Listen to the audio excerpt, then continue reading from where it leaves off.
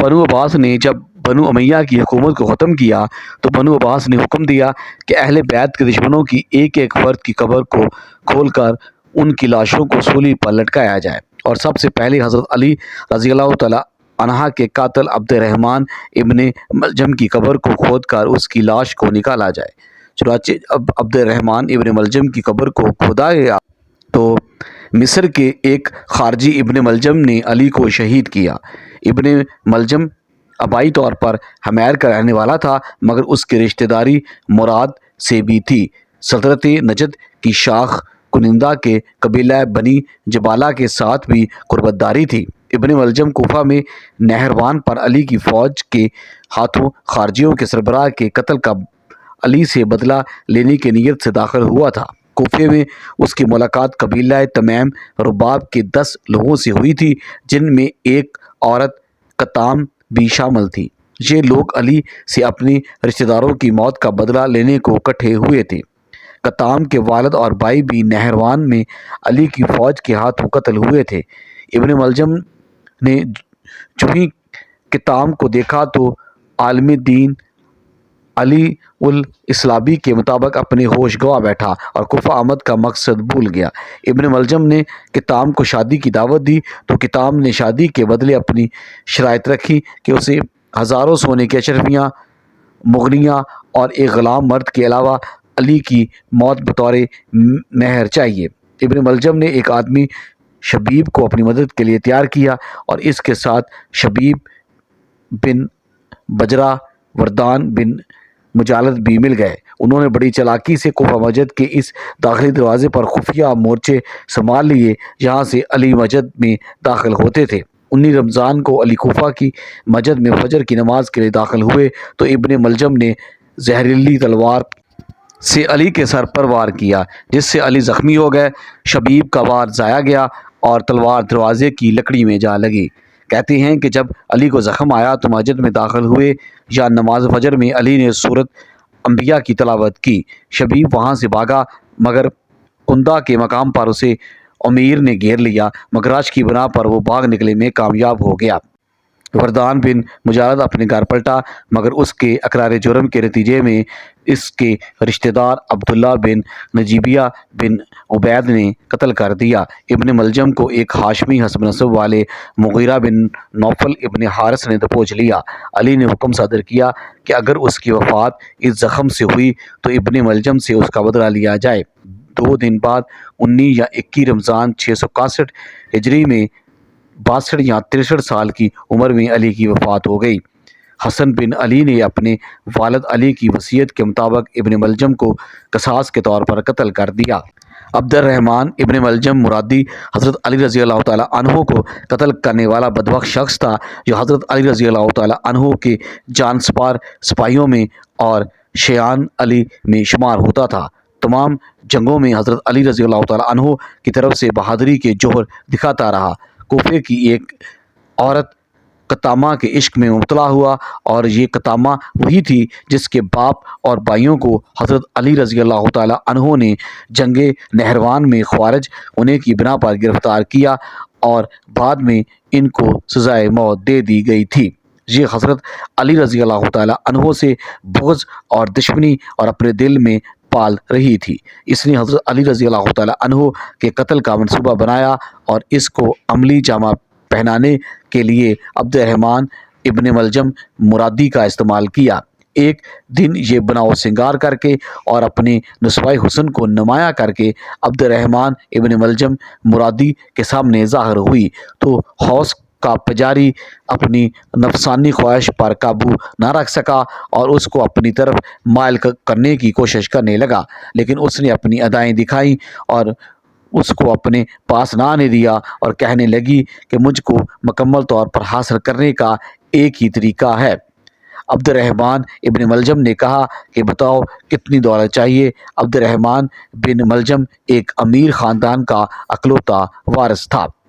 اس نے کہا کہ جائیداد اور دولت کی دھونس مجھ پر نہ جماؤ، میرے جسم کو پانے کی قیمت بہت زیادہ ہے۔ اس نے کہا کہ جائیداد اور دولت کی دھونس مجھ پر نہ جماؤ، میرے جسم کو پانے کی قیمت بہت زیادہ ہے۔ اس نے کہا بتاؤ کیا ہے؟ تو کہنے لگی اگر مجھ کو حاصل کرنا چاہتے ہو تو علی بن ابی طالب کو قتل کر دو۔ ابن ملجم حضرت علی رضی اللہ تعالیٰ عنہ سے بے پناہ عقیدت اور لگاؤ رکھتا تھا اور حضرت علی رضی اللہ تعالیٰ عنہ کے جانسار ساتھیوں میں شمار ہوتا تھا۔ قطامہ کے منہ سے یہ الفاظ سن کر وہ ایک دم دہل گیا، لیکن قطامہ اس کو برابر اپنی ادائیں اور اپنا جسم اور اپنی زیب و آرائش دکھاتی رہی اور اس کو جام پہ جام پلاتی رہی، اور وہ قطامہ کو حاصل کرنے کے لیے نفسانی خواہشات کے ہاتھوں مجبور ہوا اور حضرت علی رضی اللہ تعالیٰ عنہ کے قتل کی حامی بھر لی۔ انہی دنوں 3 مزید خوارج اس کو ملے جو کہ عمرو بن عاص، معاویہ بن ابی سفیان کے قتل کی منصوبہ بندی کر رہے تھے۔ انہوں نے عبد الرحمن بن ملجم کو کہا کہ ہم دونوں معاویہ بن ابی سفیان، عمر بن عاص کا کام تمام کریں گے اور تم نے علی کا کام تمام کرنا ہے۔ یہ مان گیا۔ قطامہ نے اس کے لیے خاص طور پر ایک تلوار بنائی اور اس کو ایک خاص قسم کے زہر میں بجھا کر اس کے حوالے کیا۔ کچھ روایات کے مطابق جنگ نہروان کی شکست کے بعد متعدد خارجیوں نے مکہ مکرمہ میں ملاقات کی اور 40 ہجری کی جنگ نہروان پر تبادلہ خیال کیا، جس میں خارجیوں کے سینکڑوں ساتھی علی کی فوج سے علیحدگی کے بعد علی کی فوج کے ہاتھوں مارے گئے۔ صرف 9 آدمی خوارج کے زندہ بچ کر فرار ہوئے، باقی سب میدان جنگ میں مارے گئے۔ ان 9 خارجیوں میں سے 3 خارجیوں نے اسلام کے 3 رہنماؤں کے قتل پر راضی ہو گئے۔ جن 3 لوگوں کو قتل کرنا تھا ان میں علی مرتضیٰ، امیر معاویہ اور عمرو بن عاص کے نام شامل تھے۔ ابن ملجم نے علی مرتضیٰ کو، حجاج بن عبداللہ برق نے امیر معاویہ کو اور عمرو بن بکر تمیمی نے عمرو بن عاص کو شہید کرنے کا ذمہ لیا۔ تینوں نے تجویز کے مطابق ایک ہی دن فجر کے وقت وار کرنا تھا۔ جنوری 661 ہجری کو مسجد کوفہ میں فجر کی نماز کے دوران میں سجدہ کرتے ہوئے عبد الرحمن بن ملجم نے علی بن ابی طالب پر حملہ کیا اور ابن ملجم کی زہر آلودہ تلوار سے علی زخمی ہو گئے۔ علی کے لیے طبی علاج معروف حکیم عقیر بن عمر السکونی نے کیا تھا، تاہم 3 دن بعد 21 رمضان المبارک 40 ہجری یعنی 28 جنوری 661 کو علی مرتضیٰ رحل فرما گئے۔ علی کے وصال کے 3 دن بعد علی کے بیٹے حسن ابن علی نے خود ابن ملجم کو قتل کیا۔ یہ 40 کا واقعہ ہے۔ جنگ صفین کے بعد جب علی نے معاویہ کے ساتھ جنگ بندی کا معاہدہ کیا تو علی کی فوج کے ایک گروہ نے جنگ بندی سے انکار کیا اور اس گروہ کو بعد میں خارجی کہا گیا۔ انہوں نے دینی معاملات میں انسانی فیصلے کو غلط قرار دیا اور کہا کہ فیصلے صرف اللہ کا ہی ہوگا۔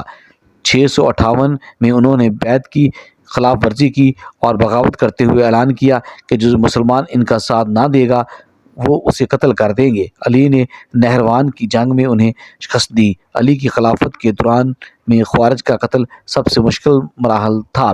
یہ معاویہ کے خلاف جنگ کے دوران میں وہ علی کے سب سے پکے حمایتی تھے۔ ابن ملجم نے 2 اور افراد برق ابن عبداللہ اور عمرو بن بکر التمیمی کے ساتھ مکہ میں ملاقات کی اور عمرے کے بعد طویل بحث کی۔ انہوں نے طے کیا کہ مسلمانوں کی موجودہ حالت زار کا سبب علی، معاویہ اور عمرو بن عاص ہیں، جو ان کے خیال میں غلطی پر تھے۔ انہوں نے تینوں کو قتل کرنے کی قسم اٹھائی تاکہ نہروان پر اپنے ساتھیوں کے قتل کا بدلہ لیا جا سکے۔ انہوں نے مطلوبہ تاریخ پر اتفاق کیا اور اپنے اپنے ہدف چن لیے۔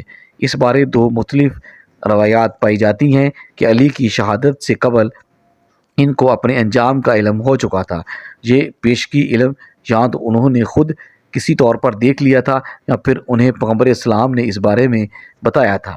متعدد روایات کے مطابق علی کے سر سے بہتا خون ان کی داڑھی کو رنگ رہا تھا۔ ایک اور روایت کے مطابق قدمہ میں سب سے برا شخص وہ تھا جس نے پیغمبر صالح کی اونٹنی کو ہلاک کیا تھا، اور موجودہ انسانوں میں سب سے برا وہ ہوگا جو علی کو قتل کرے گا۔ قتل کی رات علی نے بتا دیا تھا کہ ان کا وقت آن پہنچا ہے، اور بعد میں ان کی بات سچ ثابت ہوئی۔ بنو عباس نے جب بنو امیہ کی حکومت کو ختم کیا تو بنو عباس نے حکم دیا کہ اہل بیت کے دشمنوں کے ایک ایک فرد کی قبر کو کھول کر ان کی لاشوں کو سولی پر لٹکایا جائے، اور سب سے پہلے حضرت علی رضی اللہ تعالیٰ عنہ کے قاتل عبد الرحمن بن بلجم کی قبر کو کھود کر اس کی لاش کو نکالا جائے۔ چنانچہ جب عبد الرحمن بن بلجم کی قبر کو کھودا گیا تو اس کے اندر سے اس کی لاش کی بجائے صرف سانپ، بچھو اور اژدھے ہی برآمد ہوئے، اس کی لاش نہ مل سکی۔